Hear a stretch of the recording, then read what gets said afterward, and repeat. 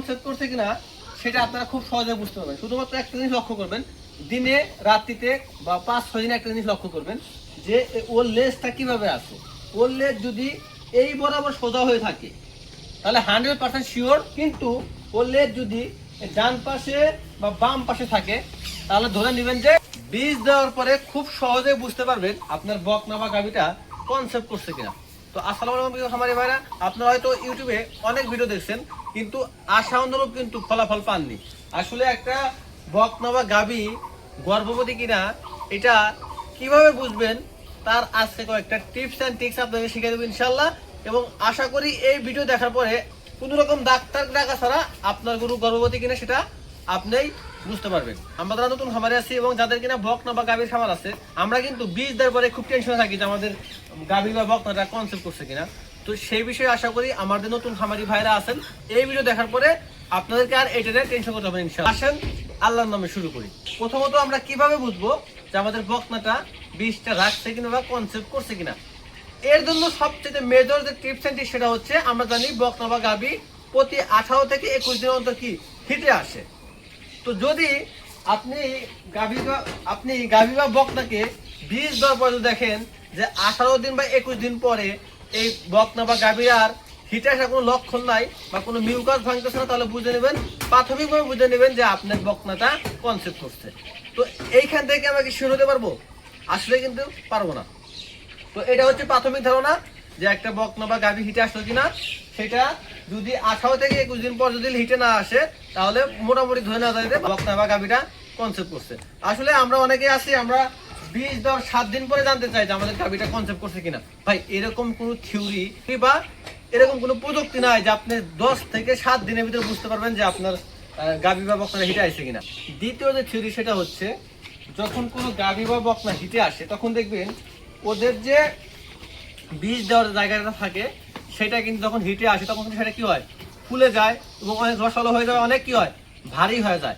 But যখন একটা গাভী বা বকনা যখন কনসেপ্ট করে তখন কি করে, সেই জায়গাটা কিন্তু ওদের যে জনিপটটা আছে সেটা কিন্তু একদম কিন্তু শুকিয়ে যাবে। যখন দেখবেন যে বীজ দেওয়ার পরে আপনার বকনাটার এই জায়গাটুকু শুকিয়ে গেছে বা চেপে গেছে, তখন বুঝে নেবেন যে আপনার বকনাটা 100% কনসেপ্ট করছে বা গাভীটা 100% কনসেপ্ট করছে। আর একটা কারণ হচ্ছে, এই যে আমাদের বকনা বাছুর ধরেন ওকে বীজ দেওয়া হয়েছে এবং ও কনসেপ্ট করছে কিনা সেটা আপনারা খুব সহজে বুঝতে পারবেন। শুধুমাত্র একটা জিনিস লক্ষ্য করবেন, দিনে রাত্রিতে বা 5-6 দিনে একটা জিনিস লক্ষ্য করবেন যে ওর লেজটা কিভাবে আছে। ওর লেজ যদি এই বরাবর সোজা হয়ে থাকে তাহলে 100% শিওর যে ও কনসেপ্ট করে নাই, কিন্তু ওর লেজ যদি ডান পাশে বা বাম পাশে থাকে তাহলে ধরে নেবেন যে কনসেপ্ট করছে। এটা হচ্ছে 100% শিওর। ভাই আপনারা এটা হয়তো এখন পর্যন্ত কারো কাছে কখনো শোনেন নাই। আমার এক ভাই আছে যার কাছ থেকে আমি প্রতিনিয়ত এই খামার রিলেটেড অনেক কিছু তথ্য নেই। তো তিনি আমাকে স্পষ্টভাবে জানাইছে যে কোনো গাভী বা বকনা কনসেপ্ট করার মেইন যে একটা যে লক্ষণ সেটা হচ্ছে ওর এই লেজটা যদি একদম সোজাসুজি রাখে তাহলে ধরে নেবেন যে সেটা কনসেপ্ট করে নাই। যদি ওর লেজটা যদি এই বাম দিকে বা ডান দিকে রাখে, মানে মাছ বরাবর না রাখে, তাহলে 100% শিওর কনসেপ্ট করছে।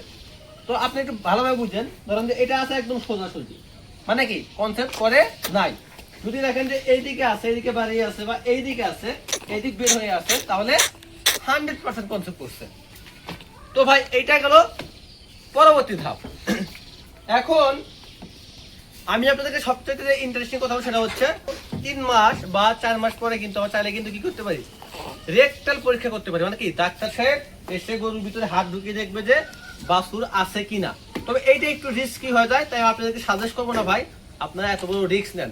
ধরেন আপনার বাছুরটা বকনা বা গাভীটা 4 থেকে 5 মাসের প্রেগনেন্ট, আপনি এর ভিতরে পরীক্ষা করতে যাচ্ছেন এবং হাত ঢুকিয়ে দেখলেন যে বাছুর আছে, কিন্তু আল্লাহ না করুক কয়েকদিন পরে যদি সেই বাছুরটা যদি পড়ে যায় তাহলে কিন্তু সেক্ষেত্রে কিন্তু আপনি কিন্তু ব্যাপক কিন্তু লসের সম্মুখীন হবেন। তো একজন খামারি হিসেবে আমি কখনোই চাই না যে আমরা আমাদের নতুন খামারি ভাইরা আছে তারা এই লসের সম্মুখীনটা হোক। এখন পরবর্তী যে স্টেপ সেটা হচ্ছে, বকনা বা বাছুর কনসেপ্ট করছে কিনা সেটা আমরা গরু যখন 4 থেকে 5 মাস হয়ে যায় তখন কিন্তু বুঝতে পারি। ধরেন গরুর যে বাট আছে 5 মাস, এখন যদি এই বাটে টান দেন তাহলে দেখবেন বকনাগুলোর কি আসে, একদম সাদা পানির মতো আসবে।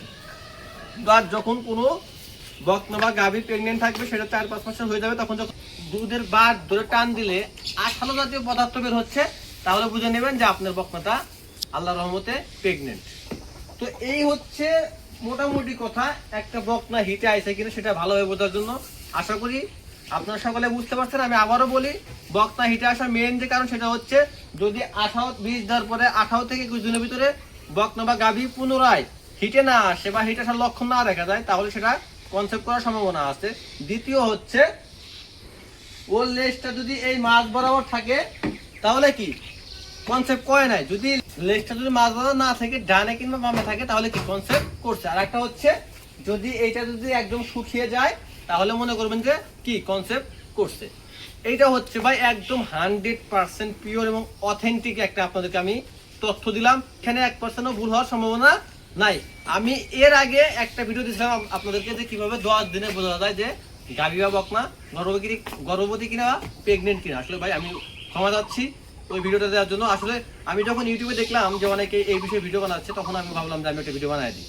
তো এর পরবর্তীতে আপনারা অনেকেই অনেক নেগেটিভ কমেন্ট করছেন। তারপর থেকে আমি চিন্তা ভাবনা করছিলাম যে কিভাবে একদম পারফেক্টলি একটা তথ্য আপনাকে দেওয়া যায়। তারপর এটা আমি মানে গবেষণা করলাম, অনেক সাথে কথা বললাম, তারপর যতটুকু জানতে পারলাম এবং সেটা কতটুকু সঠিক সেটা আবার বিশ্লেষণ করে আজকে আমি আপনাদের সামনে বললাম।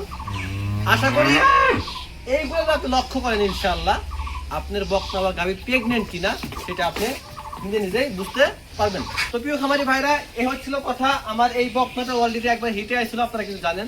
তো ওর একটু মানে গ্রোথটা একটু কম, ঠিক আছে, যার কারণে ওকে কিন্তু আমি বীজটা কিন্তু দেই নাই। আর এটা আর একটা কারণ হচ্ছে কি, মানে ও অনেক সময় কিন্তু পাতলা পায়খানা করে, পাতলা একদম পাতলা না, বাট একটু ধীরে না দে, যার কারণে ওকে আমি যতই খাওয়াচ্ছি না কেন কাজ হচ্ছে না। সব শেষে আমি ওকে 2টা ইঞ্জেকশন করছি, আবার মনে করে যে লিভার টনিক দিছি, আবার জিঙ্ক দিছি, তারপরে কিন্তু কাজ হচ্ছে না। এখন দেখা যাক, আল্লাহ ভরসা, হয়তো খুব তাড়াতাড়ি ওকে আমি একটা ভালো পর্যায়ে নিয়ে যেতে পারবো। যখন গ্রোথটা একটু ভালো হবে, আশা করি তখন ওকে আমি বীজটা দেবো ইনশাল্লাহ। তো সবাই ভালো থাকবেন, সুস্থ থাকবেন এবং আমাদেরও দোয়া করবেন। আমি যেন আপনাদের সাথে প্রতিনিয়ত এরকম তথ্যবহুল এবং সঠিক তথ্যটা আপনাকে দিতে পারি, সেজন্য আমাদের দোয়া করবেন। এবং আমার এই ছোট্ট খামারে যাতে আল্লাহ যাতে বারাকা দান করে, এই জন্য আল্লাহর কাছে হয়তো আমাদের অবশ্যই দোয়া করবেন এবং সেই সাথে আমার সুস্বাস্থ্য কামনা করবেন।